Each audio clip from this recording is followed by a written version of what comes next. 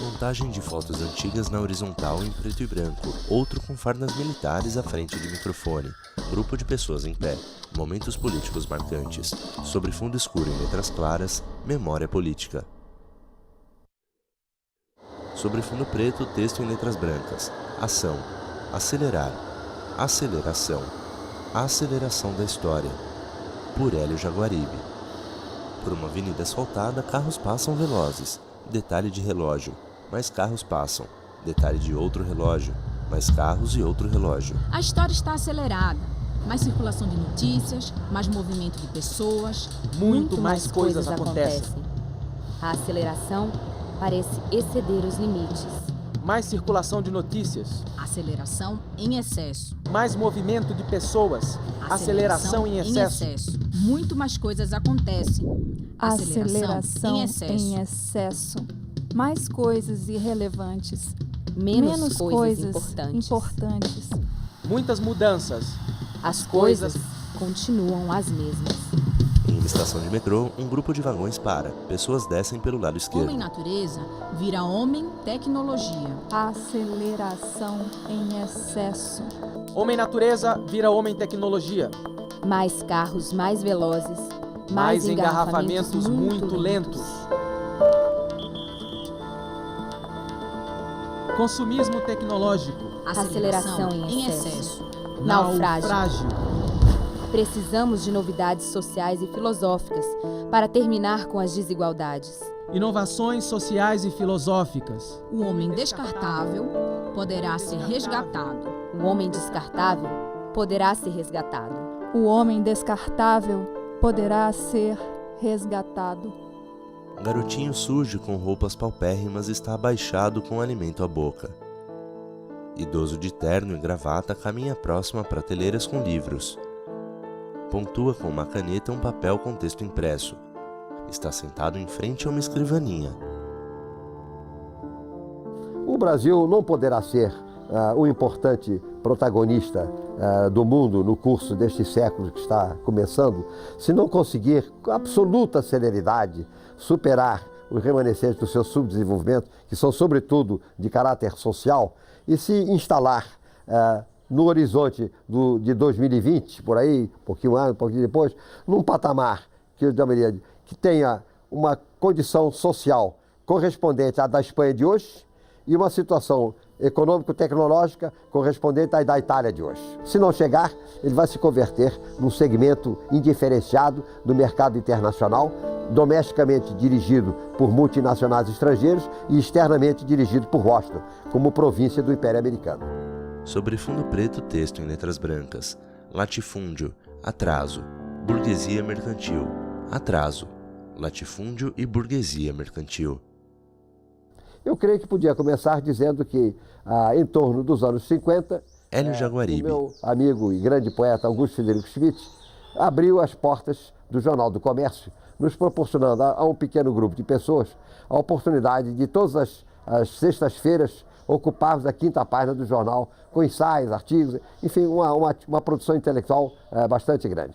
E aí passamos vários meses, quase um ano, com essa assídua colaboração para o Jornal do Comércio. Depois, então, nós passamos daquilo para a fundação do instituto chamado IBESP, Instituto Brasileiro de Economia, Sociologia e Política.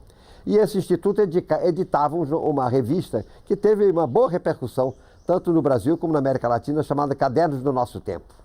A sigla do Caderno do Nosso Tempo é uma ideia muito simpática e continua sendo um moto que eu acho muito adequado. O Brasil na perspectiva do nosso tempo na perspectiva do Brasil. Naquele tempo, Anísio Teixeira, figura extraordinária da educação brasileira, homem da maior qualidade, por quem eu tenho admiração e foi muito meu amigo, nos proporcionou o acesso ao Ministério da Educação. Disse, vocês são um grupo excelente, vamos organizar aqui no Ministério da Educação uma linha de atuação para vocês. E com isso se criou o Instituto Superior de Estudo Brasileiro. A ideia do ISEB básica era o seguinte, o Brasil, desde a sua independência até aquele momento, estava controlado por um conluio entre o latifúndio e a burguesia mercantil.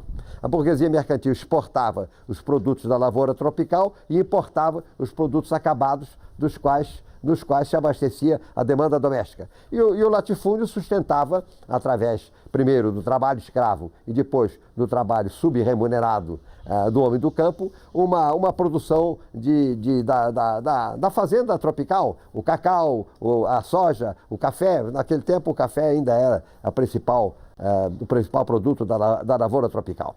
Bem, então a nossa ideia era a de inverter essa coisa. Esse Brasil latifúndio mercantilista não tem futuro. Aí surgiu a ideia do nacional desenvolvimentismo. A ideia de fazermos um desenvolvimento industrial, nacional, articulado numa aliança entre a burguesia industrial, o proletariado urbano e a classe média técnica. Esse era o tripé. Classe média técnica versus classe média clientelista. Burguesia industrial versus burguesia mercantil. Proletariado industrial versus campesinato domesticado pelo latifúndio. E estas forças contribuíram realmente poderosamente para modificar o Brasil. Em preto e branco, diversos fotógrafos de roupas sociais com máquinas antigas. Grupo de homens de terno e gravata caminha. Junto à multidão, há militares. Homem fala próximo de microfone.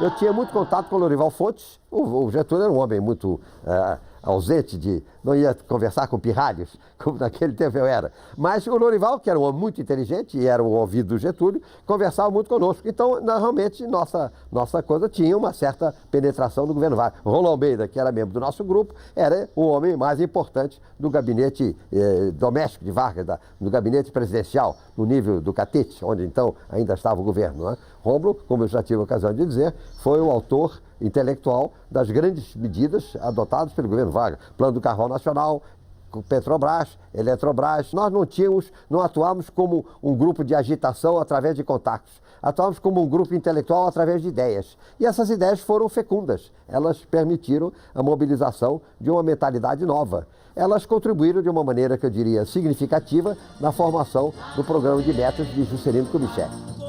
Homem robusto e calvo desce de escadaria de um avião. Cumprimenta homem de terno.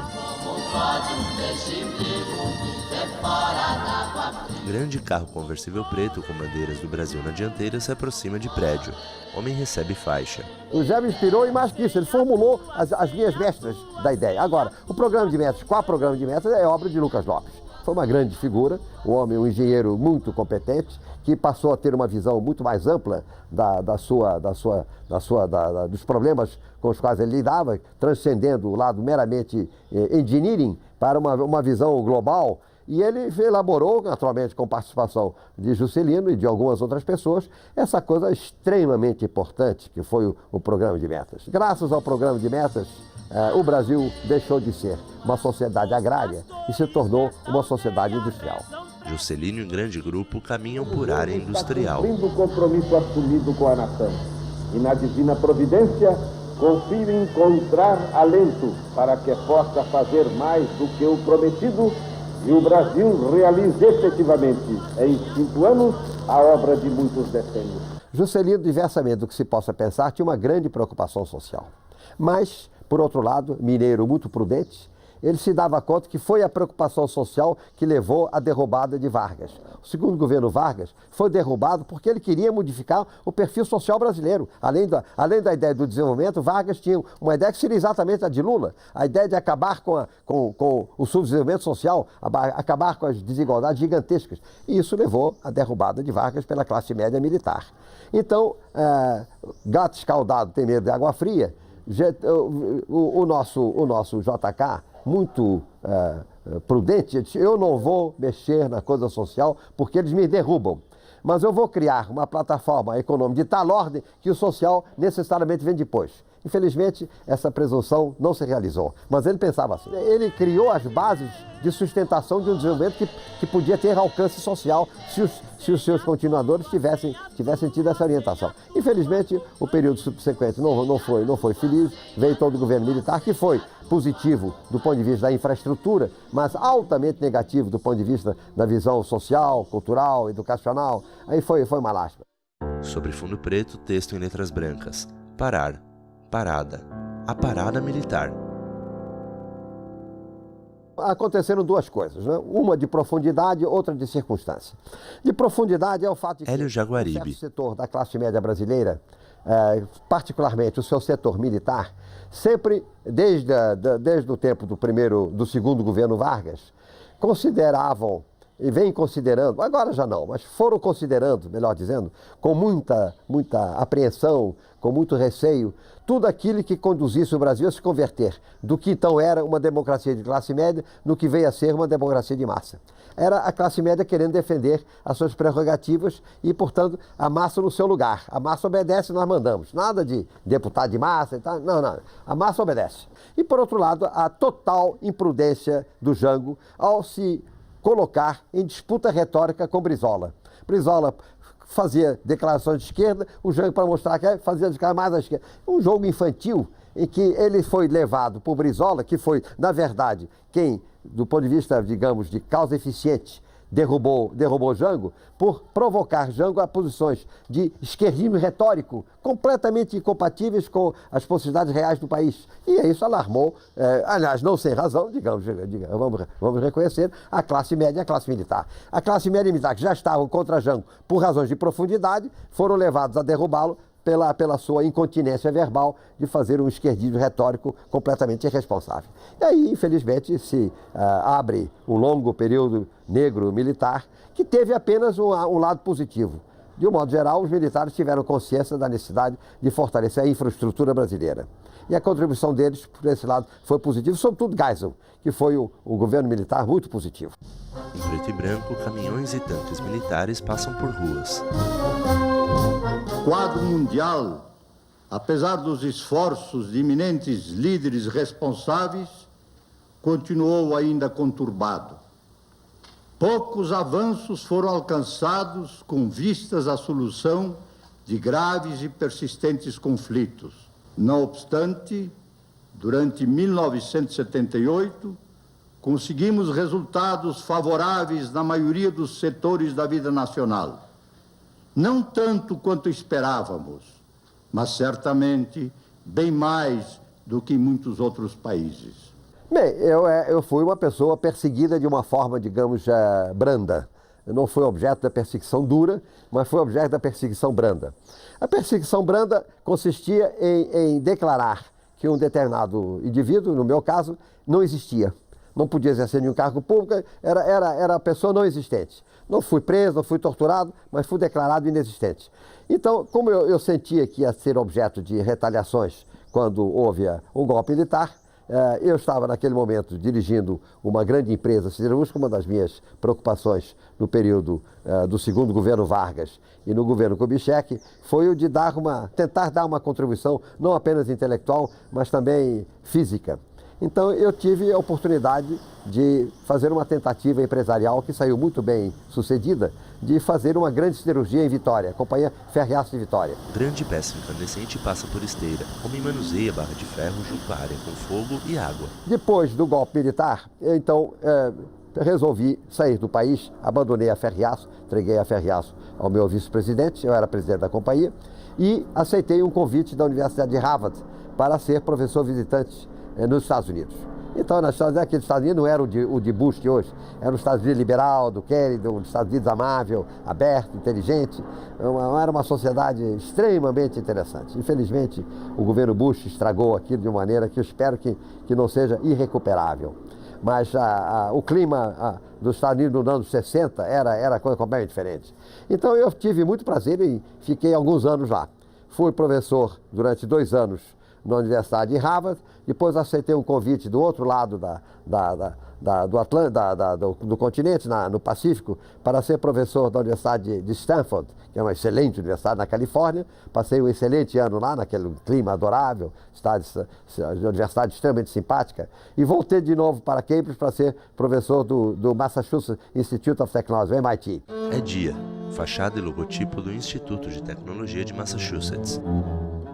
Eu estava pensando em prolongar a minha condição de professor visitante enquanto durasse a ditadura militar. Evidentemente, não imaginava que ela fosse durar tanto quanto ela durou.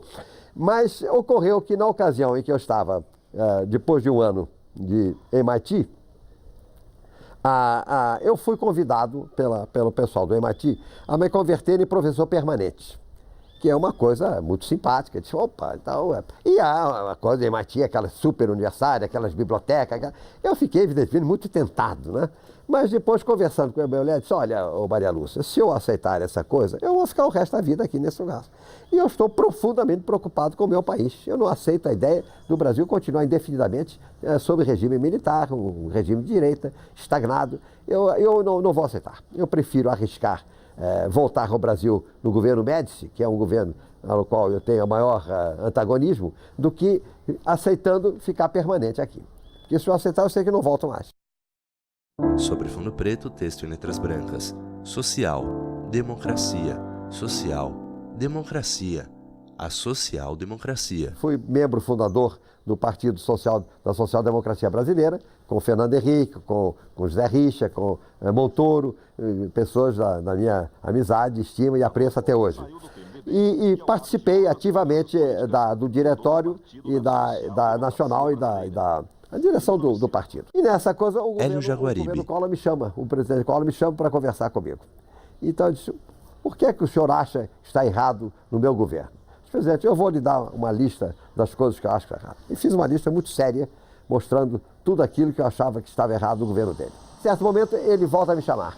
Ele diz, professor, o senhor não poderá deixar de ter visto que eu cumpri rigorosamente toda a lista de exigências que o senhor me tinha dado. Isso é verdade, presidente. Eu estava surpreendido, mas estava vendo que o senhor está realmente seguindo essa linha. Não foi por acaso, não. Eu fiz de propósito. Achei que o senhor tinha razão, cumpri essa lista. Agora, chega a minha voz, o senhor tem a obrigação de aceitar o convite que eu vou lhe fazer, de participar do meu governo, porque o senhor foi responsável por essa reorientação que eu imprimi ao meu governo. Naquele tempo nem se falava em PC Faria, tá? Essas coisas estavam na surdina, né? Não tinham visibilidade. Havia rumores assim, mas era tudo muito de surdina. Ele disse, olha, professor, criar uma pasta nova é muito difícil. Mas eu vou lhe propor o seguinte, o senhor aceite a pasta de Ciência e Tecnologia. O senhor certamente dará conta disso, o senhor é um excelente cientista social, a ciência não é apenas a ciência física, também a ciência social, eu tenho certeza que o senhor será um bom administrador dessa pasta e utilize as facilidades do governo para fazer um projeto de governo que eu estou preparado a cumprir. E me deu, então, a ideia de organizar um projeto de governo com o Eliezer Batista e o Marcílio Dias Moreira. Fizemos um excelente trabalho, de modéstia à parte, mas quando o trabalho ficou pronto, já tinha surgido toda aquela coisa de PC Faria, né? Então, tanto o Eliezer como eu disse, não vamos apresentar esse trabalho porque o governo está mortalmente ferido, esse governo vai acabar ou renunciando ou tendo impeachment e o trabalho sério de programação do país fica afetado por essa coloração negativa do governo. Então, resolvemos engavetar. Manchete de jornal. PMDB fecha a questão pelo impeachment do presidente. Contra o senhor presidente da República por crimes de responsabilidade, segundo denúncia oferecida pelo cidadão. Parlamentares vibram no Congresso lotado. Devo dizer que, em primeiro lugar, isso me causou a maior surpresa, porque tanto eu como todos os meus colegas de gabinete, ao despacharmos com o Collor, encontrávamos um homem inteligente, sério, que tomava somente medidas de alto interesse nacional. Eu não tive um só momento no meu despacho como ministro dele que os assuntos de interesse nacional não fossem imediatamente adotados e compreendidos. Como é que esse homem, que é tão adequado como presidente, muito inteligente, capaz, uma coisa surpreendente, de boa qualidade, tem esse lado soturno, né? Esse lado sinistro? E eu, durante algum tempo, até achei isso é capaz de ser intriga. Não era, não. Ele era um homem de dupla personalidade. Na verdade, ele é um louco. Ele tem ele é um esquizofrênico. Com aquele conto inglês do Mr. Hyde, Mr. Nan, ele tem um personagem noturno e um personagem diurno. Na presidência, 100%. Por outro lado, um homem lamentável nas suas maquinações secretas, com PC Faria e tal. Nessa ocasião, Marcílio, que era ministro da Fazenda, um homem da melhor qualidade, sério, competente, reuniu o grupo de... Escute, todos nós queremos pedir demissão numa situação dessas. Mas eu chamo a atenção de você, que tipo de gente vai entrar para o ministério quando o governo está acusado de alta corrupção? Vai ser um grupo de ratos para se apropriarem do bem público. Se nós sairmos, homens sérios não aceitam a nossa sucessão. A nossa sucessão será disputada por bandidos querendo saquear o Estado. Eu creio que nós temos a obrigação de sustentar o novo ministério para que, pelo menos no nível dos ministros, não haja corrupção. Se o presidente praticar, é outra coisa. O ministério é sério e garante que o interesse público é mantido no nível do ministério. Diversas imagens de Fernando Henrique Cardoso exibem nota do Plano Real, porta-faixa verde e amarela em cerimônia. Eu começo dizendo que acho que Fernando Henrique foi o mais qualificado presidente da história da República e possivelmente no seu tempo era, se não mais, um dos 3 ou 2 mais qualificados do mundo. Por que este homem, que é a maior figura que chegou na presidência da República até hoje, não fez aquele super governo que todos nós esperávamos? Eu tenho a impressão que haveria que considerar 2 tipos de coisas. Em primeiro lugar, evidentemente, há sempre um intervalo, sobretudo em regimes democráticos, entre um super-presidente e o governo que ele pode exercer, pela inevitabilidade de compromissos de todo tipo que um governo tem que fazer, para acertar a base política, acertar requisitos regionais, etc. Ou seja, nas condições de um país como o Brasil, nenhum presidente pode ter o ministério da sua própria desejabilidade pessoal. Ele faz um ministério possível. Algumas pessoas em postos-chave ele põe as que ele deseja, mas os outros ele tem que transigir. O segundo aspecto, este é mais grave, consiste no seguinte: Fernando Henrique é um excelente sociólogo, intelectual da melhor qualidade, um sujeito pelo qual tenho grande estima e admiração. Ele tinha uma profunda preocupação com o equilíbrio econômico do país, porque ele estava convencido, não sem razão, aliás, que se a execução prematura dos grandes projetos de desenvolvimento econômico e social que ele queria fazer desequilibrasse a economia, que o país entraria de novo na rota da inflação, da qual ele foi o salvador, né? Acontece que, nas condições de um país subdesenvolvido como o Brasil e num sistema internacional que não é muito favorável, essa estabilidade, com a estabilidade, se paga ao preço da estagnação.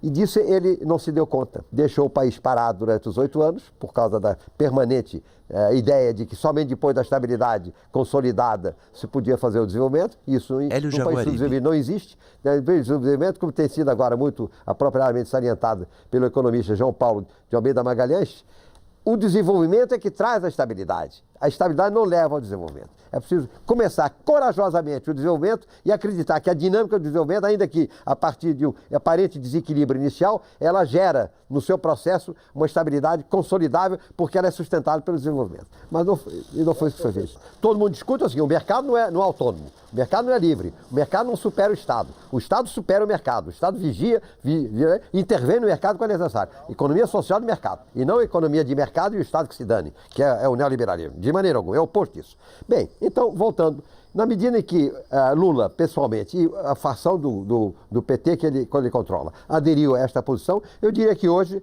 eu considero que o PT é mais social-democrático que o PSDB. A verdadeira social-democracia brasileira está hoje no PT de Lula. No PT de Lula, evidentemente. Agora, tem aqueles radicais e tal, mas isso é natural. Não é? Agora, qual é o grande problema do governo Lula? Eu acho que, nesse momento, é preciso que o governo Lula, e começando pelo próprio presidente Lula, fique muito lúcido, muito consciente do seguinte: a necessidade de fazer uma diferença entre a equipe de frente e a equipe de retaguarda. Na retaguarda, no Ministério de Planejamento, no Ministério de Ciência e Tecnologia, precisa haver um grupo de elaboração do modelo alternativo e da estratégia de transição apropriada, tranquila, racional, equitativa do modelo atual para o modelo futuro. Até agora, o modelo alternativo é qualitativo. Os discursos de Lula, todo mundo está de acordo. Vamos converter esse modelo qualitativo no modelo econométrico. Quais são os requisitos técnicos desse modelo? Vamos desenhar esse modelo. Ninguém está fazendo isso. Ponto 2. Como é que se vai passar do modelo atual para esse modelo dinâmico? Ninguém está fazendo isso. Se não fizer, o governo Lula será uma dramática oportunidade perdida e talvez a última oportunidade do Brasil sair do buraco. Fernando Collor e mais 3 homens erguem as mãos dadas. Atrás, bandeiras do Brasil, Paraguai, Argentina e Uruguai. Fileira com bandeiras de países da América do Sul. Se o Brasil adotar seriamente, durante os próximos 20 anos, um programa consistente e competente de desenvolvimento social e econômico, dispõe efetivamente de condições para se situar num patamar autossustentável. Se o Brasil chegar em 2020 com a Espanha de hoje ou com a Itália de hoje, ele será um protagonista do século XXI. Agora, há uma outra dimensão, além dessa doméstica, que depende de nós, que é uma dimensão internacional. Primeira coisa, consolidar Mercosul. Mercosul não é apenas o grande mercado subregional. Mercosul é um instrumento de negociação internacional que nós temos. Costumo dizer, usando uma frase, Mercosul é o nosso passaporte para a história. Com o Mercosul, nós temos acesso ao mundo internacional, que é muito maior do que o Brasil isoladamente, então nem falar de Argentina, Paraguai, Uruguai, isoladamente não teriam nem audiência. Nós teríamos uma audiência fraca. Com o Mercosul, temos uma audiência forte. Agora, para que Mercosul se consolide, é necessário que se saia dessa modalidade mais recente adotada pelo sistema, por influência da ideologia neoliberal, e se volte às ideias iniciais de Mercosul do tempo de Sarney com Alfonsín. Qual era essa ideia? O Mercosul é um sistema de otimização econômica para os participantes. E para que o Mercosul seja um sistema de otimização econômica para os participantes, é necessário que o Brasil organize com os outros parceiros uma política industrial comum e que o Brasil, como país maior, assegure a compra de produtos que tenham sido designados como de preferência desses países. Compra de Argentina, compra do Uruguai, compra do Paraguai. Políticas macroeconômicas comuns. E política macroeconômica comuns. Em fundo preto, texto em letras brancas. Entrevista a Ana Maria Lopes, Ivan Santos e Tarcísio Holanda. Hélio está sentado em uma cadeira. Há um idoso e mais 3 pessoas mais jovens em pé, próximos a ele. Conversam e gesticulam com Hélio.